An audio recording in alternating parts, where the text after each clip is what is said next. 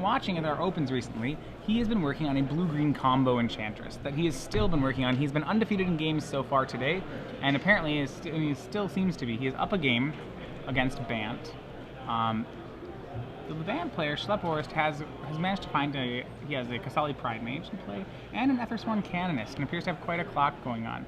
So, for those of you just aren't aware how Chris Andersen's deck is different than most Enchantress decks, it is a combo Enchantress deck. It revolves around a combo that uses Words of Wind, Cloud of Fairies, some number of Enchantresses in play, and then a land with lots of wild growths on it. Right.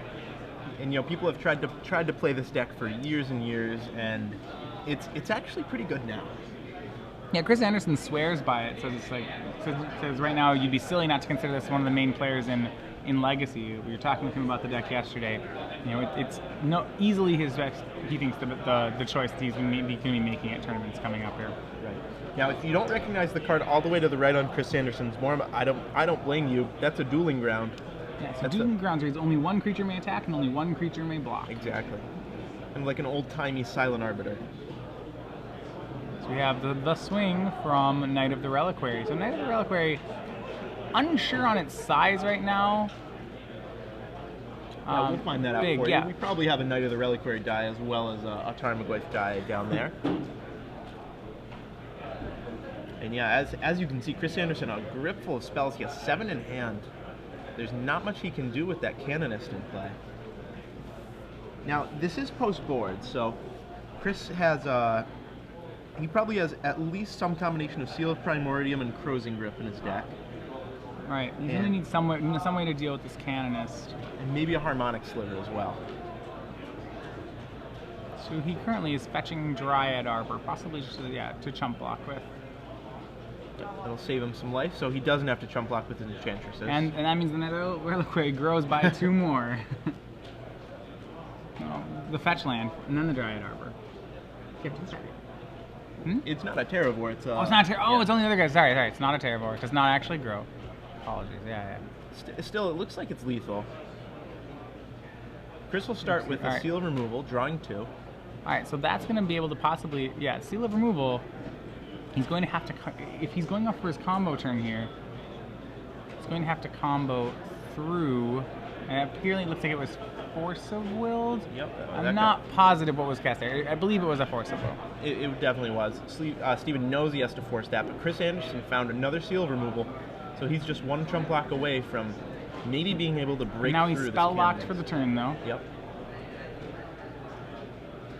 One question is just how big that Knight of the Reliquary. Yeah, we'll find that one out for you. So it looks like Steven, Brainstorm in hand, Green Sun Zenith in hand, and another green card. The only cards that are really relevant right now are disruption spells, because Chris is going to try and combo next turn. Right, so I think it's probable that his play is just to fetch up another Kasali Pride Mage. If he is it certainly doable. Okay, it looks like he has plenty of lands in the graveyard. Knight of the Reliquary, certainly lethal. Infinite. Yeah, the question is whether he'll have enough mana to activate the Kasali, or to activate both Kasali Pride Mages. Now, he'll definitely have enough to activate both Pride Mages if the Knight of the Reliquary stays home. But if the Knight stays home, then he's not. Then what's the point? Yeah. Right, exactly. So I think. I mean, to be fair, I was gonna say, it's almost where Andersen at 4, you could just swing with the Ethersworn Canonist. Yeah. He has double exalted on the battlefield. Yeah. But Chris Andersen's deck, not a deck that really relies on fetch lands. Actually, if you Green Sun Zenith for the second Pride Mage, then the Canonist is a lethal swing. There you go. Which I think is actually so I do like that play. It doesn't. Oh yeah, it looks like Steven might agree with you. No, he's Green Sunning for 3. There we go, for 2. Yeah. Yep, Green Sun Zenith for 2. Yep, and Steven has exactly 2 Kasali Pride Mages in his deck, so this is the last one. Yep, and yes, found the play as well.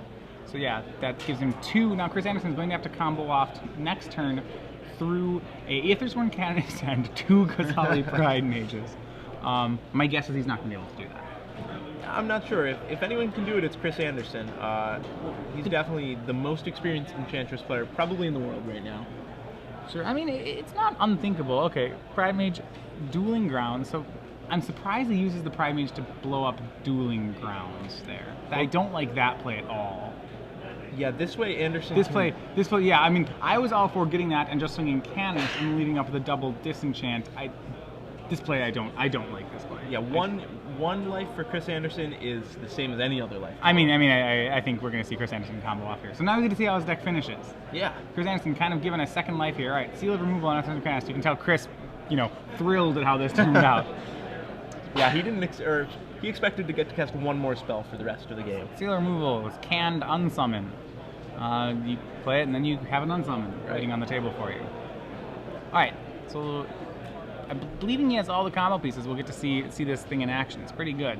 Yep, he's in the tank right now. He has many more Enchantresses. He has the Words of Wind.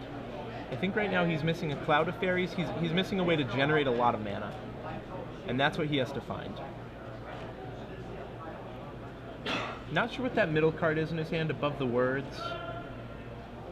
Alright, so second Argothian Enchantress. Now he's going to play Wild Growth on his land. That nets him 1 mana, but draws him 2 cards. He has a Utopia Sprawl and an Elephant Grass, so he's tapping that for 4. So now he has 4 green in his mana. Sorry, yeah. 4 green. I'm not sure what color Utopia Sprawl's on, but we'll see. Eternal Witness, so it's floating on mana. It's going to get Cloud of Fairies here. So now 2 lands, 2 mana. He's out of mana to cast Cloud of Fairies. It's going to untap 2 lands, giving him 5. He looks to be certain to be comboing off here. Well on his way. Right. So 0 mana in his mana pool. Remember that he's going to get a lot of Storm going here. I believe... No, Storm is not typically how he wins, so he's not tracking Storm. Yeah, what he's eventually going to build up to, he'll either bounce all of Steven's permanents, or he'll Living Wish for an Emrakul, and then attack on it. So he's going to draw 2, putting another aura on that same forest. So that actually is not spending any mana. Right. And now, what he needs to do, he has to get Words of Wind in play. I think, yeah. So he's going to play this face up, and this is a typical thing that combo players will do, so that their opponent can concede at any time. Right. Also, probably for the benefit of us watching at home, so we don't have to try and figure out. So if you're playing along at home, he now has 5 mana. 3 of it is likely going to be spent on Words of Wind. He'll start with Seal of Removal. Okay, so he's going to generate more mana here by starting with Seal of Removal. Right. This will bounce his Cloud of Fairies, netting him a real lot of mana. Draw 2. Yep, they're lands. He puts them over there. You can't use them. I don't know if he's made his land drop for the turn. I believe he has. Probably. Right, 2 more mana. So now he has 2 mana floating left, uptapping 2 lands with Cloud of Fairies. This gives him access to, he has 2 mana and play a virtual, if he taps out he has 8 to work with. Right. 3 of which will certainly be cast on Words of Wind. So that's 7. Yep, there's the words. Now remember, you can't replace these draws. Words is not actually in play yet. So just Elephant Grass and Wild Growth, that should be plenty. So he still will have 4 mana floating. And now we're home free. So he has 3 mana. With his first draw, drew 2 cards off. In the second draw, he's going to activate Words of Wind.